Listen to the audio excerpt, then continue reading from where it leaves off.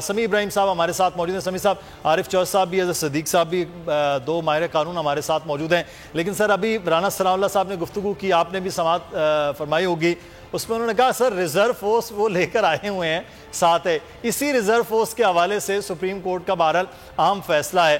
یہ بہت زیادہ یہ بات ہو رہی ہے کہ یہ اب ہوں یا نہ ہوں، لیکن پاکستان کی جمہوریت، پارلیمان اور اگلے آنے والے ہمیشہ کے لیے وزیر اعظم اتنے مضبوط ہونے چاہیے کہ ایسے لوگ جو فلور کراسنگ کریں یا ایسے لوگ جو ہارس ٹریڈنگ کر رہے ہیں، ان لوگوں کے خلاف سخت جو ہے وہ فیصلہ آئے تاکہ اس قسم کی لوگ مائنس ہو جائیں اور پاکستان کی پارلیمان اور جمہوریت مضبوط ہو۔ دیکھیں مدثر، یہ جو بھی وزیر اعظم صاحب کر رہے ہیں، جس طریقے سے انہوں نے چیلنج کیا ہے، یہ اس صورتحال کے کئی پہلو ہیں۔ ایک تو لیگل پہلو ہے، بالکل پیورلی جو آپ وکلاء سے ڈسکس کر رہے ہیں، جو سپریم کورٹ آف پاکستان میں ہے۔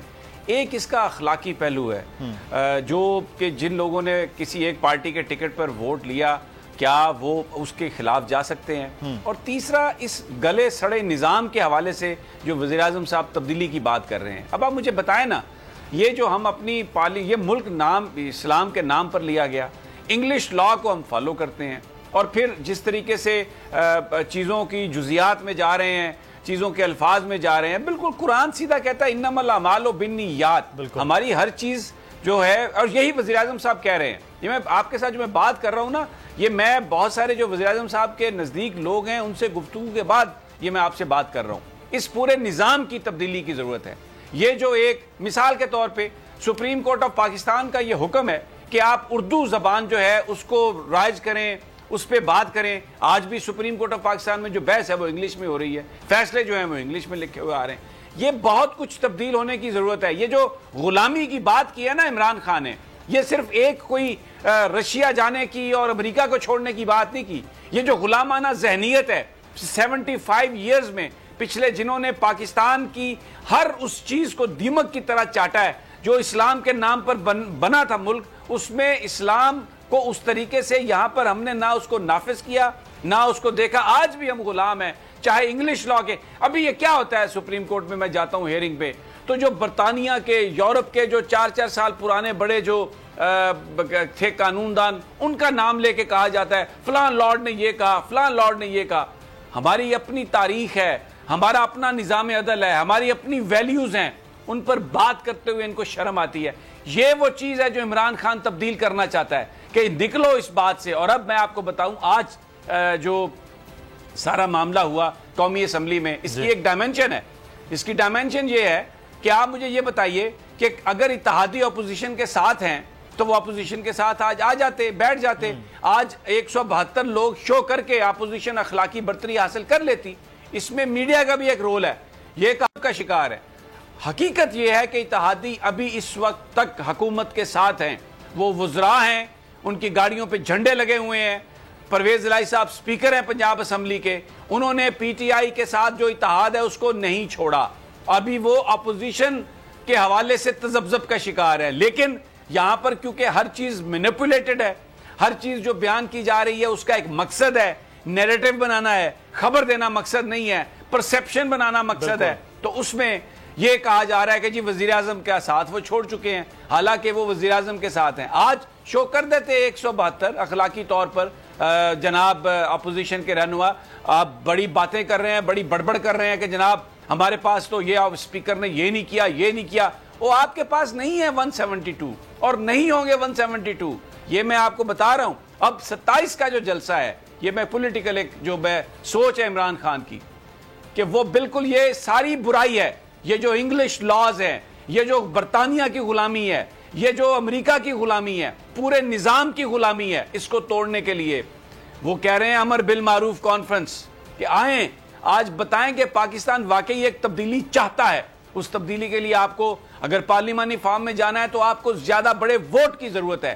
یہ جو پیسہ لے کے بلیک میل ہوتے ہیں یا کرتے ہیں، کوئی امریکہ کی لائن پہ بات کر رہا ہے، کوئی یورپ کی لائن پہ بات کر رہا ہے، ان سب کو ختم کرنے کے لیے آئیے اکٹھے ہو کے قوم باہر نکلے، اور ان کو بالکل یہ جو بت ہیں، مغرب کے بت، ان کو آپ پاش کر دیں and go for a real change. ایسی سپریم کورٹ جہاں پر ہماری قومی زبان میں بات ہو رہی ہو، ایسی پارلیمنٹ جہاں پہ اسلامی اقدار کے مطابق قوانین بن رہے ہوں، ایسی بیوروکریسی جو خلفائے راشدین کا جو طرز عمل تھا اس کو دیکھ کر اپنا مستقبل طے کرے.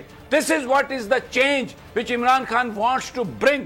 یہ وہ وجہ ہے کہ وہ جو یورپ کی کانپیں ٹانگ رہی ہیں جیسے وہ کہتے ہیں اور پتہ نہیں کیا کچھ ہو رہا ہے. تو اٹس اے ڈیسائسو ڈے. یہ جو 27 مارچ ہے یہ بالکل پاکستان کی تاریخ میں ایک نئے دن کا آغاز ہوگا Mudassir. This is what is the message of Imran Khan. بالکل یہ آپ کی عام بات ہو گئی سمیع صاحب کہ اس وقت جو ہے وہ دوہرا معیار جو نظر آ رہا ہے. اس دوہرے معیار کی ایک اور جھلک میں نے کل دیکھی ہے. میں عارف چوہدری صاحب کل سر آپ نے ایک ویڈیو دیکھی ہوگی سوشل میڈیا پہ بہت وائرل ہوئی ہے, وہ میاں رضا ربانی صاحب کی ہے. رضا ربانی صاحب کو بہت زیادہ پارلیمان کے نارمز اور چیزوں کے حوالے سے عام گردانا جاتا ہے. وہ روتے ہوئے ان کی تقریر تھی کہ میں بڑے دکھ کے ساتھ اپنی پارلیمانی تاریخ میں کہ مجھے آج فوجی عدالتوں کے حق میں ووٹ دیا جا رہا ہے, لیکن جو ان کا جملہ تھا لیکن یہ امانت ہے ووٹ پارٹی کی, اس لیے میں اس پہ ووٹ دے رہا ہوں. یہ پاکستان پیپلز پارٹی کے ایک بڑے سینئر پارلیمنٹیرین کا موقف ہے پارلیمان میں کھڑے ہو کے سینٹ میں. تو جب یہ معاملہ آتا ہے اب وہ خود شامل ہیں اس سارے عمل میں میاں رضا ربانی صاحب کہ یہ جو ووٹ ہے وہ لوگ انفرادی طور پر وہ دے سکتے ہیں, جس کے بارے میں بڑا کلیئرلی لا بھی آ گیا ہے. اور وہ لا تو خاص طور پر عدم اعتماد اور تحریک عدم اعتماد اور عدم اعتماد اور پھر منی بل کے حوالے سے وہاں تو انہوں نے اس پہ معاملے پہ بھی ووٹ دے دیا. یہ جو دوہرا معیار ہے نا عارف چوہدری صاحب, یہ پارلیمان کے لیے جمہوریت کے لیے زہر قاتل ہوتا ہے. آج آپ نے رانا ثناء اللہ کی ابھی جو تقریر ہمیں سنوائی وہاں سپریم کورٹ کے باہر, رانا صاحب یہ وفاداریاں تبدیل کرنے والے لوگوں کو مجاہد اور کلمہ حق کہنے والے لوگ کہہ رہے ہیں. اور وہ یعنی فوج کو اسٹیبلشمنٹ کو وہ اس طرح کہہ رہے ہیں کہ درمیان میں جس طرح والد صاحب کے بارے میں کہا جاتا ہے کہ جی والد صاحب جو ہیں اب ناراض ہو گئے ہیں, اب اپنے دست شفقت وہ اٹھا لیں گے. یعنی میں حیران ہوتا ہوں. خیر یہاں تو شرم والی بات ہے ہی نہیں, رہ ہی نہیں گئی. سب نے جو کچھ کیا اب تک یہ انہی کے خلاف, اسٹیبلشمنٹ کے خلاف اتنا بڑا بیانیہ بنایا. عمران خان کے خلاف کم تھا, اسٹیبلشمنٹ کے خلاف زیادہ تھا. اور جناب اس میں نواز شریف صاحب جو ہے انہوں نے ہندوستان تک کو راضی کیا اور الطاف حسین کے ساتھ انہوں نے اپنی رفاقت اور قرابت پیدا کی اور بڑھائی. اور یہ سب لوگ جو تھے یہاں کھڑے ہوئے یہ کہہ رہے تھے کہ دیکھیں جی یہاں پاکستان میں تو یہ ایک اسٹیبلشمنٹ ہے جو کام نہیں چلنے دے رہی. اور پھر یہ لوگ جن کے بارے میں وہ آج جنہیں آفر کر رہے ہیں کہ جی آپ چیف منسٹر بن جائیں, آپ جناب یہ عہدہ لے لیں, آپس میں بندر بانٹ انہوں نے کی ہوئی ہے. پہلے ان لوگوں کے بارے میں لوٹا اسے کہتے تھے کہ یہ لوٹے ہیں اور ان کی وجہ سے نظام چل نہیں رہا. آج وہ مجاہدین ہیں. تو وہ مجاہدین اس لیے ہیں کہ جو انہیں چاہیے, بلکہ میں آپ کو ایک عرض کروں کہ ایک مسلم لیگ نون کے لیڈر سے اسی طرح ہو رہی تھی بات. میں نے انہیں کہا جی آپ کیا بات کرتے ہیں کہ سسٹم جو ہے اس کو چلتا کرنا چاہتے ہیں آپ, اور پھر یہ ہے کہ یہ جو لا بنایا گیا تھا یہ 63A بیسیکلی اسٹیبلٹی کے لیے تھا. لیجسلیٹو انٹینٹ یہ تھی کہ نظام چلتا رہے 5 سال پورے کرنے کے بعد. یعنی یہ جو ہمارے اوپر تہمت آ رہی ہے کہ کبھی بھی کوئی پرائم منسٹر 5 سال پورے نہیں کر سکا, اس تہمت کو دھونے کے لیے یہ قانون آیا تھا کہ بھئی 5 سال پورے کرے. تو اگر یہ لوگ اس عرصے میں ملک کو ڈی سٹیبلائز کرنے کا باعث بنتے ہیں, 1 سال رہتا ہے اور 1 سال سے پہلے ان کی حالت یہ ہوگی, یہ پاگل ہو گیا ہے کہ جناب ہمیں ٹکٹ چاہیے, ہمیں پیسے چاہیے, سب کچھ, اور اس کے نتیجے میں جناب عمران خان جو ہے اس کو ہم ہٹا کے باہر کریں گے. تو یار خدا کے بندوں تو سوچو. سبسکرائب کریں اور بیل دبائیں تاکہ کوئی خبر رہ نہ جائے.